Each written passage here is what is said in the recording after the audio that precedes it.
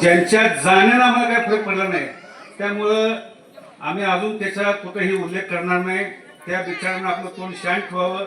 ज्यानं संघाला बाप, भारतीय जनता पार्टी माझी आई, हे काल परवा पण ज्यांची वाक्य होतं, त्याने आता थोडंसं आपल्या मनावर, आपल्या बुद्धीला, या घराशेज असणाऱ्या गणपतीला स्मरून सांगावं, भारतीय जनता पार्टीनं आपल्याला काय दिलं, आपली लायकी काय होती, आपली अवकात काय होती.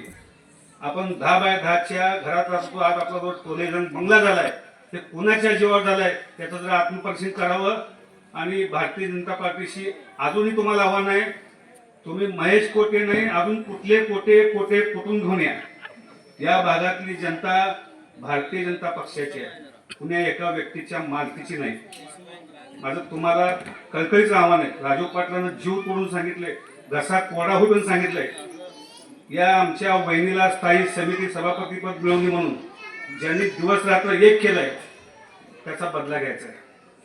का हो, राजू पाटलाची बायको स्थायी समिती सभापती होऊ नये? किती अन्याय.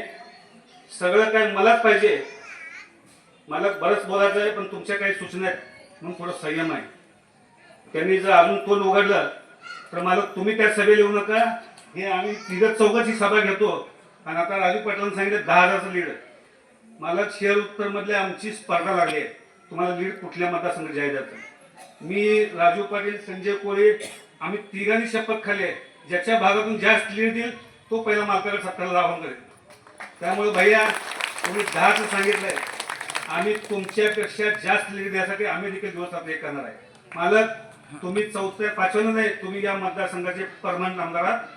असे कोणी किती आले गेले, कावळे मावळे, काय फरक पडणार नाही.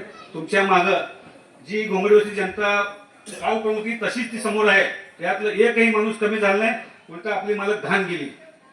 म्हणजे तुमच्या डोक्याचं बरंचसं टेन्शन खरं आता टेन्शन फ्री झालं असं वाटतं आम्हाला. म्हणजे बऱ्याचशा वेळा मालकाला पण लई दडपण असतंय, कधी कधी की लाडका असतंय मुली, पण मालक पण आता टेन्शन फ्री झाले. मालक, तुम्ही तुमच्या विजयाची काळजी करू नका. ही निवडणूक तुमची नाही, तर ही निवडणूक आम्हा सर्व कार्यकर्त्याचे. आम्ही सर्व कार्यकर्ते एक दिलानं, एक जीवानं तुमच्यासाठी जीवाचं रान करू.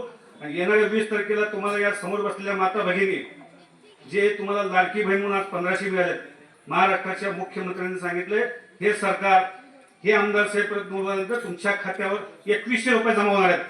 त्यामुळे तुमच्या भविष्याचा विचार करणार सरकार आपला नाच आहे. पुढील सभेला जायचं आहे, त्यामुळे मालकांना पण थोडासा वेळ देऊ आणि भविष्य